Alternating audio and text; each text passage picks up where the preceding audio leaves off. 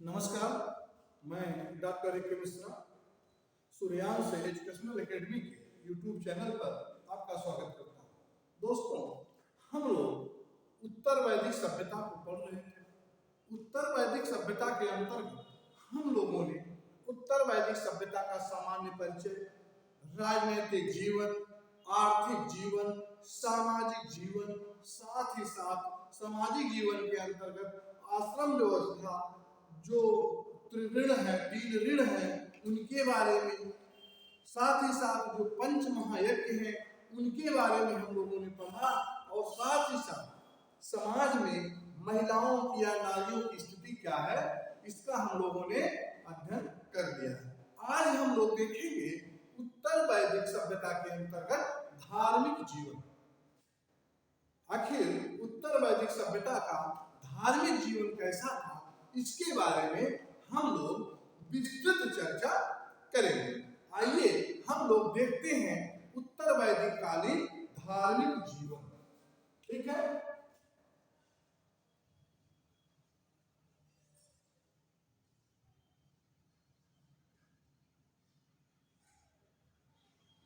धार्मिक जीवन अब देखेंगे। इस काल में धार्मिक जीवन की 2 प्रमुख विशेषताएं थी। एक क्या था? एक तो था याज्ञिक कर्मकांड की प्रधानता। पहला जो प्रमुख विशेषताओं में जो पहली विशेषता थी वह थी कर्मकांडीय विशेषता। मतलब याज्ञिक कर्मकांड जो होते थे उसमें प्रधानता थी, बहुलता थी। ठीक है, साथ ही साथ जो द्वितीय था या द्वितीय जो विशेषताएं थी वो थी कि उपनिषदों के माध्यम से कर्मकांडी यज्ञों के विरोध में जो आवाजें उठाई जाती थी, ये भी एक विशेषता थी। ठीक है, आप देखेंगे यज्ञ कितने प्रकार के होते हैं।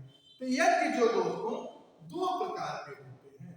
यज्ञ जो है, यज्ञ कितने प्रकार के होते हैं? 2 प्रकार के होते हैं। कौन कौन से? पहला है हर्व यज्ञ। पहला है हर्वी यज्ञ। तो वही दूसरा है सोम यज्ञ। दूसरा है सोम यज्ञ। अब आप देखेंगे कि जो हर्व यज्ञ है, हर्व यज्ञ के अंतर्गत 4 यज्ञ आते थे। कौन कौन? आप देखेंगे अग्निहोत्र यज्ञ, 10 पूर्ण मास यज्ञ, सौत्रामणि यज्ञ, अग्रहायण यज्ञ। ठीक है, और सोम यज्ञ के अंतर्गत भी 4 आते थे। क्या क्या? अश्वमेध यज्ञ, राजसूय यज्ञ, अग्निष्टोम यज्ञ और वाजपेय। ठीक है, अब आप देखेंगे कि जो हर्व यज्ञ है और सोम यज्ञ है, हर्व यज्ञ और सोम यज्ञ में अंतर क्या है, दोनों में अंतर क्या है, ये जानना बहुत जरूरी है। ठीक है, तो आप देखेंगे दोनों में मात्र एक अंतर था कि जो हर्व यज्ञ है, हर्व यज्ञ में उद्गाता को नहीं बुलाया जाता। हर्व यज्ञ में उद्गाता को नहीं बुलाया जाता था और सोम यज्ञ में उद्गाता प्रमुख रूप से शामिल होता था। ठीक है, अब आप देखेंगे सबसे पहले 10 पूर्ण मास यज्ञ। सबसे पहले देखेंगे 10 पूर्ण मास यज्ञ। अब आप देखेंगे कि ये जो 10 पूर्ण मास यज्ञ है, इसमें जो है 2 यज्ञ सम्मिलित थे। इसमें कितने यज्ञ सम्मिलित थे? 2 यज्ञ सम्मिलित थे। क्या क्या था? पहला दर्श यज्ञ, जो 10 है, अब यह 10 हो जाएगा, यहां भी आप 10 ही पढ़िए, दर्श यज्ञ, और दूसरा हो जाएगा पूर्ण मास यज्ञ। ठीक है, अब आप देखेंगे दर्श यज्ञ जो होता था, दर्श यज्ञ जो है ये 10 ये होता था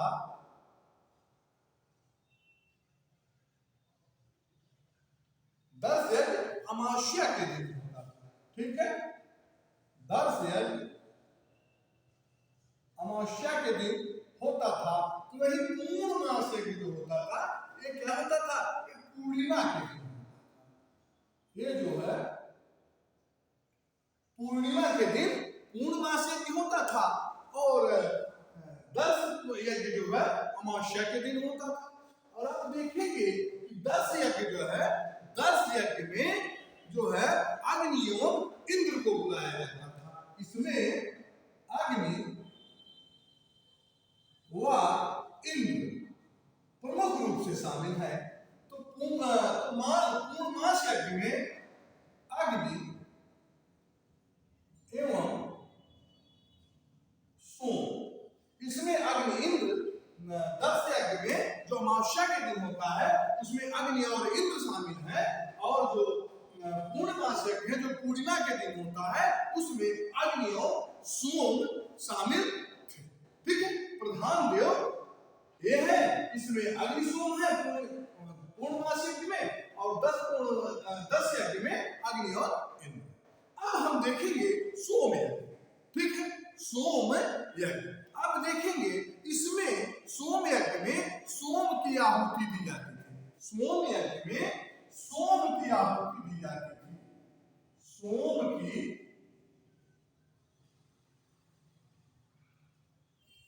की आहुति दी जाती थी। यह यज्ञ जो है 1 दिन से लेकर के 1000 वर्ष तक चलती थी। और यही यज्ञ जो है ये ऋग्वैदिक आर्यों का सबसे महत्वपूर्ण यज्ञ कौन था, सोम यज्ञ। सोम यज्ञ ही आर्यों का, आर्य मतलब ऋग्वैदिक आर्यों का सबसे महत्वपूर्ण यज्ञ कौन था, सोम यज्ञ था, जो 1 दिन से लेकर 1000 वर्ष तक चलते थे। ठीक है, 1 दिन से लेकर 1000 वर्ष तक चलते थे। इसके बाद हम लोग देखेंगे एक यज्ञ है सूल गौ यज्ञ। एक यज्ञ है सूल गौ यज्ञ। सूल गौ यज्ञ, यह जो यज्ञ है यह रुद्र शिव को प्रसन्न करने के लिए किया जाता है। इसको रुद्र शिव को प्रसन्न करने के लिए इस यज्ञ को किया जाता था। रुद्र शिव को प्रसन्न करने के लिए किया जाता था। इसमें जो है नंदी की बलि दी जाती थी। इसमें नंदी की बलि दी जाती थी। और यह यज्ञ सर्वप्रथम किसने किया था, यह यज्ञ सर्वप्रथम अश्वत्थामा ने किया था। किसने, अश्वत्थामा ने सर्वप्रथम सूल गौ यज्ञ किया था। इसके बाद हम देखेंगे वाजपेय यज्ञ। इसके बाद हम लोग देखेंगे वाजपेय यज्ञ। वाजपेय यज्ञ अब देखेंगे कि जो वाजपेय यज्ञ है ये राजा जो है अपने अन्य बंधुओं में अपने को श्रेष्ठ दिखाने के लिए इस यज्ञ का आयोजन करता है। अपने समस्त बंधुओं में श्रेष्ठ दिखाने के लिए इस यज्ञ का मतलब वाजपेय यज्ञ का आयोजन करता था। वाजपेय यज्ञ में क्या होता था, वाजपेय यज्ञ में रथ दौड़ होता था। रथ दौड़ होता था तथा रथ दौड़ के बाद जो है पृथ्वी माता की पूजा की जाती थी। पृथ्वी माता की पूजा की जाती थी। और आप जानेंगे कि वाजपेय यज्ञ करने वाला क्या कहलाता था, सम्राट कहलाता था। जो वाजपेय यज्ञ संपन्न करता था वो सम्राट की उपाधि धारण करता था। ठीक है, अब देखेंगे वाजपेय का संबंध जो है शक्तिवर्धक पेय से था। किससे था, शक्तिवर्धक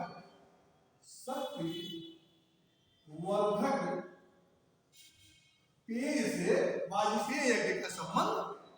ठीक है, इसके बाद हम लोग देखेंगे राजसूय यज्ञ। राजसूय अब देखेंगे राजसूय यज्ञ जो है यह राज्याभिषेक से संबंधित यज्ञ था। यह राज्याभिषेक से संबंधित यज्ञ था, इसीलिए इसको क्या कहा जाता है? राजकीय। इसीलिए इसको राजकीय संस्कार भी कहा जाता है। ठीक है, इसमें राजा जो है अपने अभिषेक के पहले, ऐसा आप कह सकते हैं कि राजा जब अपना सिंहासनारोहण कराता है उसके पहले वरुण एवं इंद्र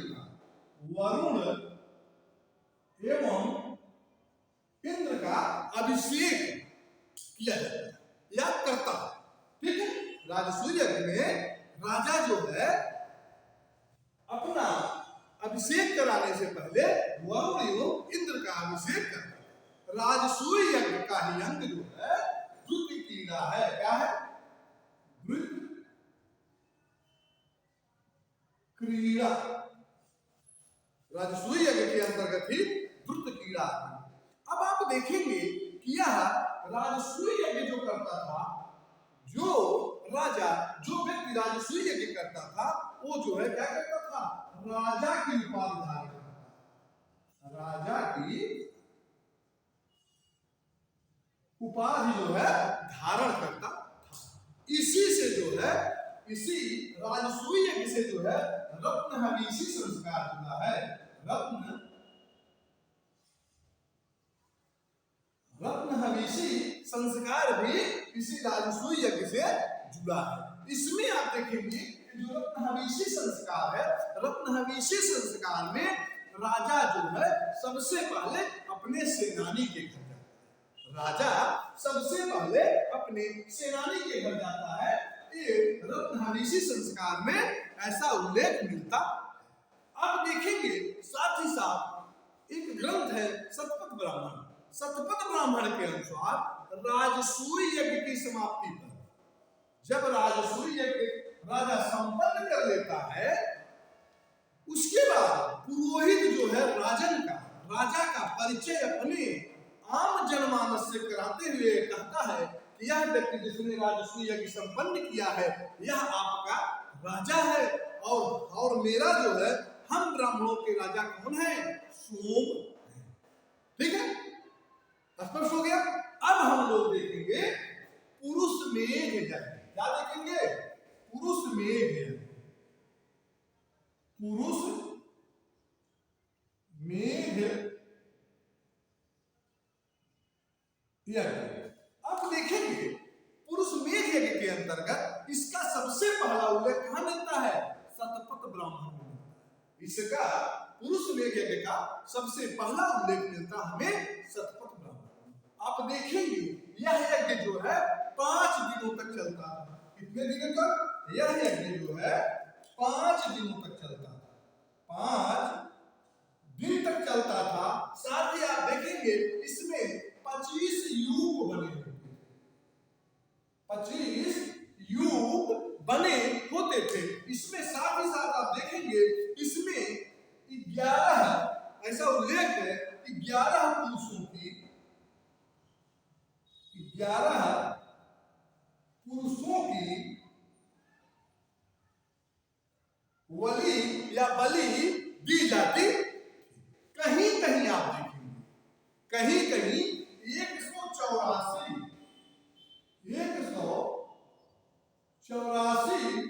पुरुषों की बलि का उल्लेख जो है मिलता। लेकिन आप जानेंगे कि शतपथ ब्राह्मण के अनुसार यह जो बलि दी जाती थी, चाहे 184 की और चाहे 11 पुरुषों की, ये बलि जो है क्या होती थी? ये जो है यज्ञ के अंत में सांकेतिक बलि देने के बाद इन सभी को छोड़ दिया जाता था। सांकेतिक जब यज्ञ समाप्त होता था और जब बलि देने की बात आने लगती थी, बलि देने का कार्य शुरू होता था, तो उनका सांकेतिक बलि देके छोड़ दिया जाता था। क्योंकि इसी शतपथ ब्राह्मण में उल्लेख है, इसी शतपथ ब्राह्मण में उल्लेख है कि हे पुरुष मारो मत। ध्यान से सुनिएगा, इसी शतपथ ब्राह्मण में उल्लेख है, हे पुरुष मारो मत। यदि मारो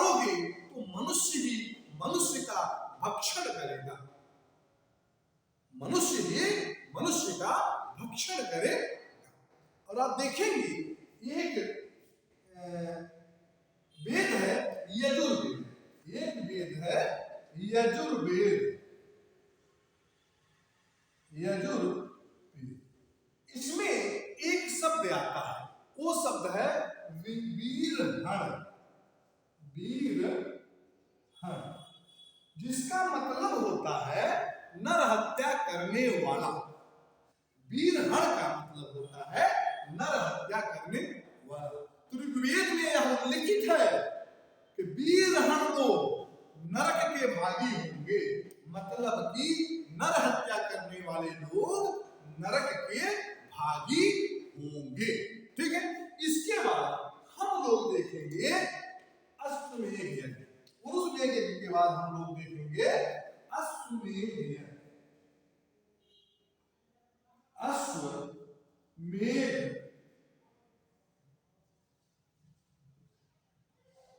यज्ञ। अब देखेंगे अश्वमेध यज्ञ के अंतर्गत यह जो है शासक के सार्वभौम सत्ता का प्रतीक, यह शासक के सार्वभौम सत्ता का प्रतीक था।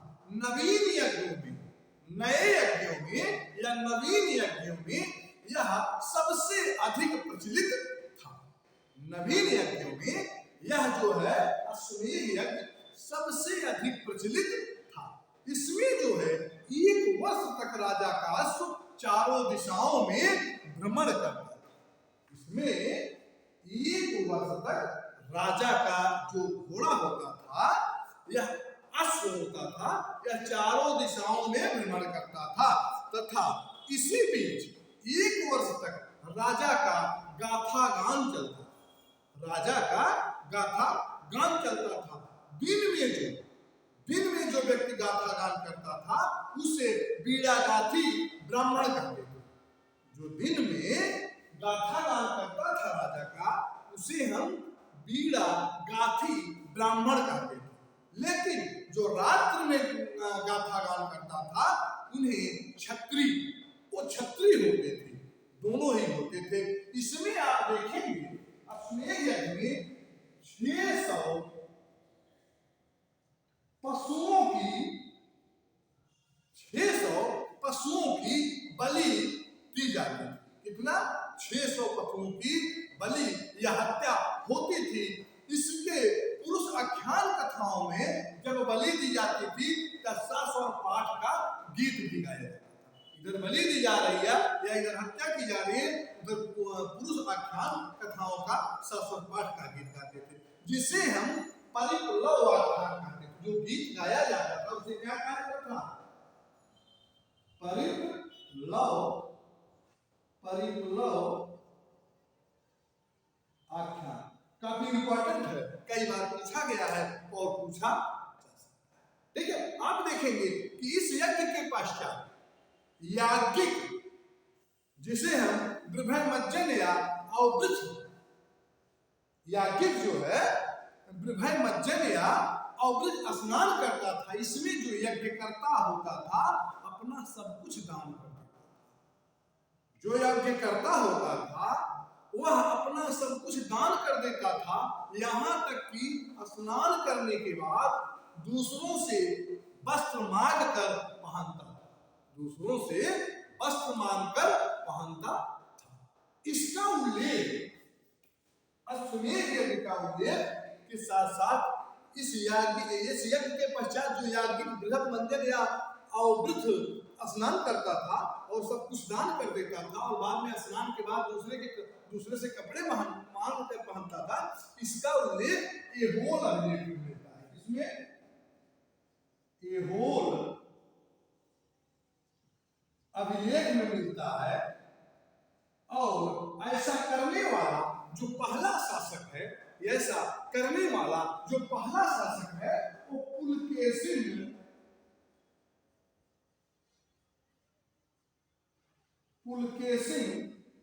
प्रथम, ऐसा करने वाला प्रथम शासक पुलकेशिन प्रथम ने किया था। ठीक है, इसके बाद हम लोग देखेंगे अग्नि अष्टोम यज्ञ। इसके बाद हम लोग अग्नि अष्टोम यज्ञ की चर्चा करेंगे। आइए हम लोग अब अग्नि अष्टोम यज्ञ के बारे में देखते हैं।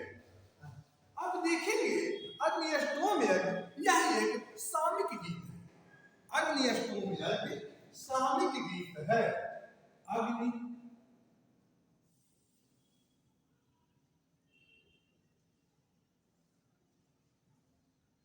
अग्नि अष्टोम यज्ञ यह सामयिक गीत है।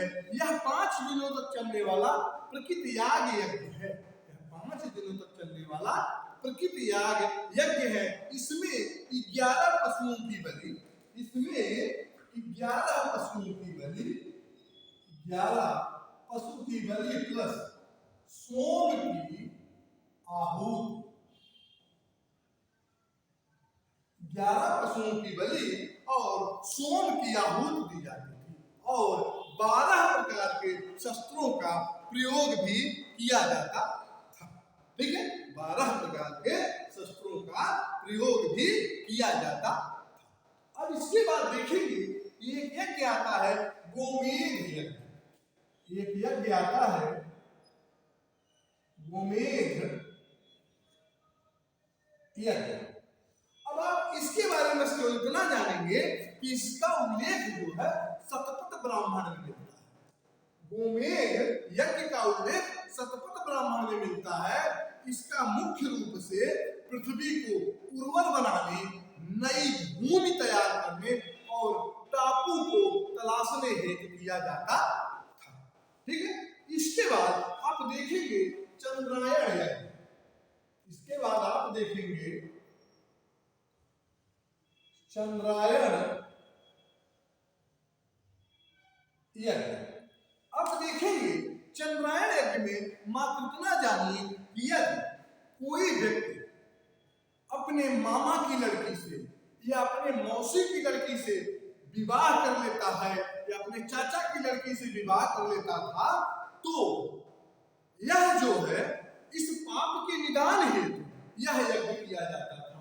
चंद्रायण यज्ञ मामा, मौसी, चाचा की लड़की से अगर कोई व्यक्ति शादी कर लेता था तो इस पाप के निदान हेतु चंद्रायण यज्ञ करके इस पाप से निजात पाता था।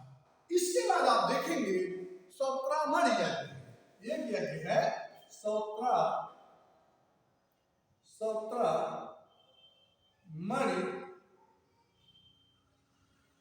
यज्ञ। आप देखेंगे सौत्रामण यज्ञ जो है इसमें सूरा की आहूत दी जाती थी। इसमें सूरा की आहूत दी जाती थी तथा साथ ही साथ आप देखेंगे इसमें इंद्र की उपाधि जो है, इंद्र की एक उपाधि है। क्या है? सौत्रामण। इंद्र की एक उपाधि है जो है सौत्रामण। और इन्हीं को प्रसन्न करने के लिए, इंद्र को ही प्रसन्न करने के लिए सूरा की आहूति दी जाती थी।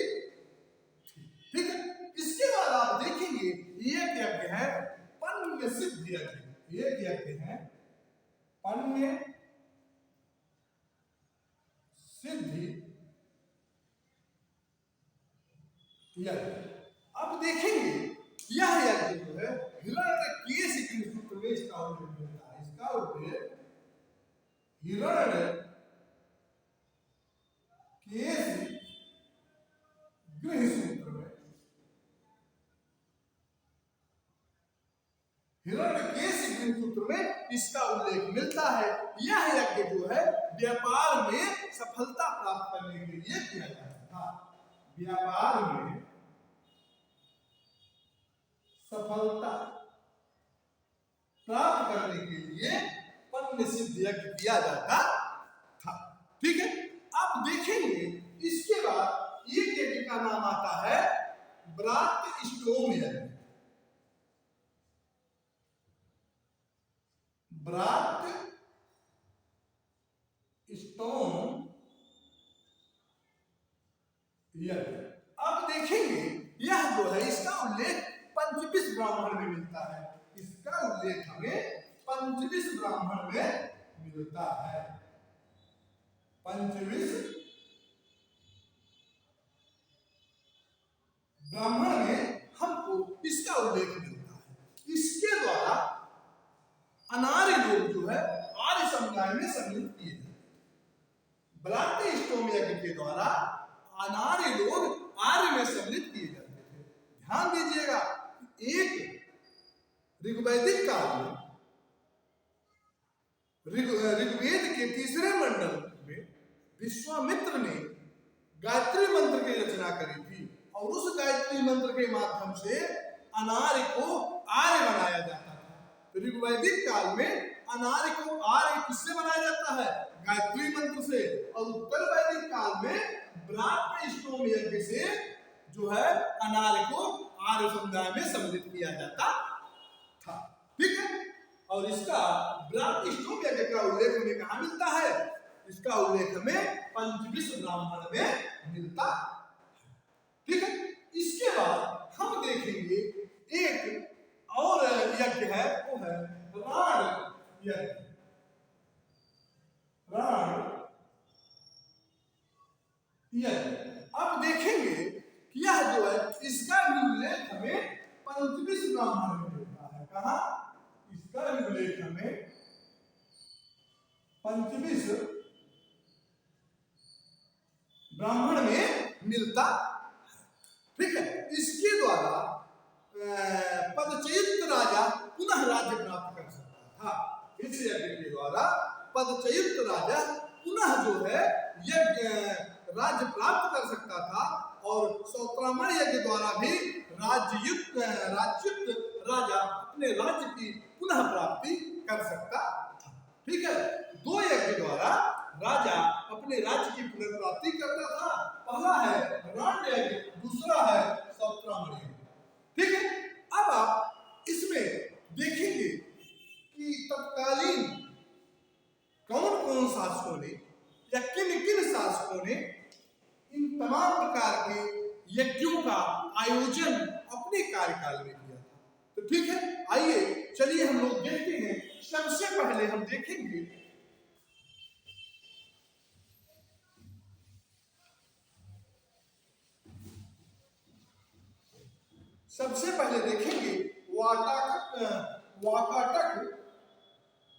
वाकाटक नरेश प्रवर सेन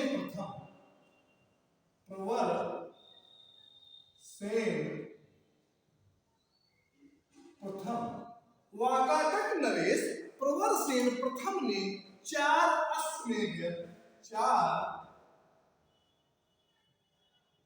अश्वमेध यज्ञ व एक वाजपेयी यज्ञ का आयोजन किया था। ठीक है। दूसरा आप देखेंगे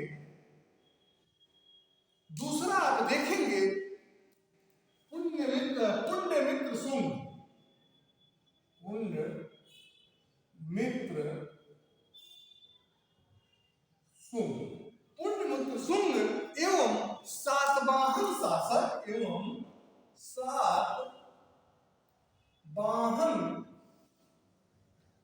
शासक सातकर्णी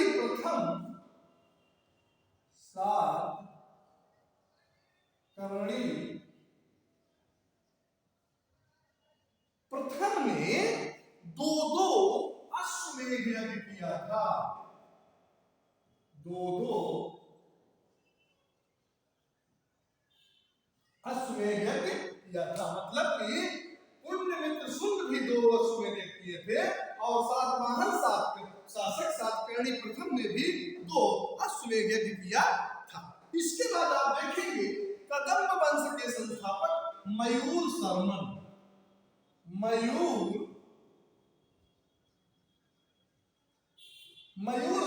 जो है 18 अश्वमेध यज्ञ किए थे। 18 अश्वमेध यज्ञ किए थे। एक कदम्ब वंश के शासक थे, कदम्ब वंश के संस्थापक थे। कौन थे? कदम्ब वंश के संस्थापक मयूर शर्मन ने 18 अश्वमेध यज्ञ किए। ठीक है, आप आगे देखेंगे नागाओं, भारसिव नागों ने, कौन?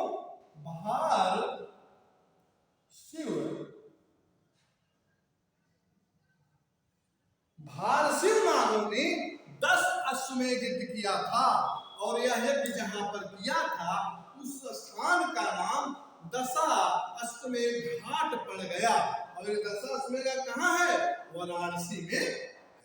आप देखेंगे गुप्त शासकों में, आप देखेंगे गुप्त शासकों में समुद्रगुप्त एवं कौन? समुद्रगुप्त एवं कुमारगुप्त,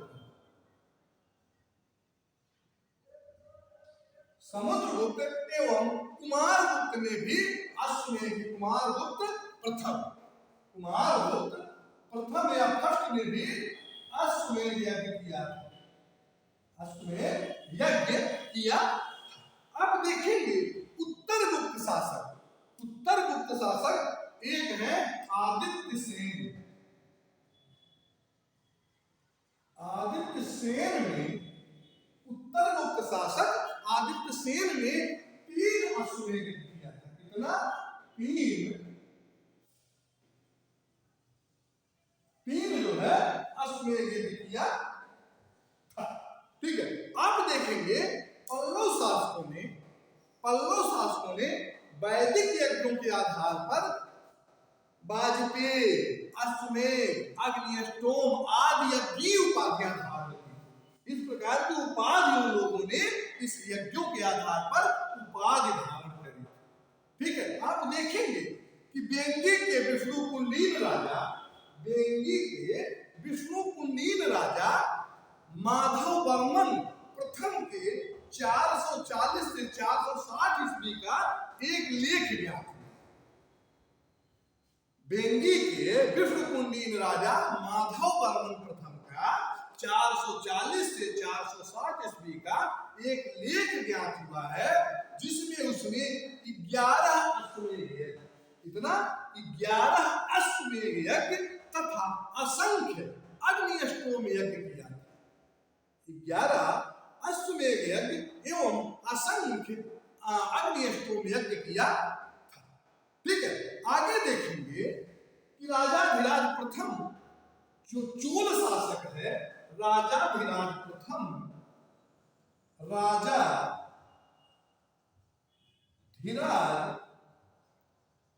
प्रथम जो चोल शासक है, पहला ऐसा चोल शासक है जिसने जो है अश्वमेध यज्ञ किया था। मतलब कि एकमात्र चोल शासक राजाधिराज प्रथम है जिन्होंने अश्वमेध यज्ञ किया था। ठीक है, आगे आप देखेंगे कि गहरवाल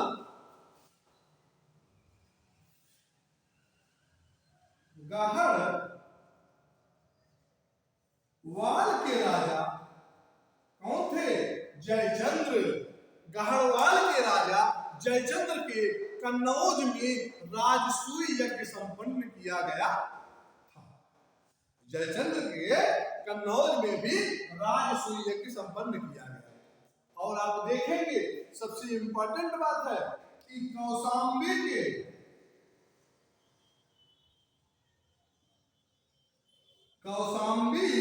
से हमें बाज के आकार का अग्निकुंड, बाज के आकार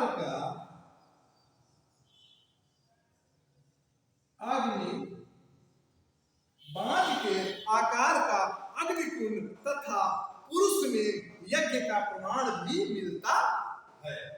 ठीक है, लास्ट में देखेंगे एक स्थान उत्तराखंड में, एक स्थान उत्तराखंड में है, वो है पुरेला। पुरेला उत्तराखंड के पुरेला से, उत्तराखंड के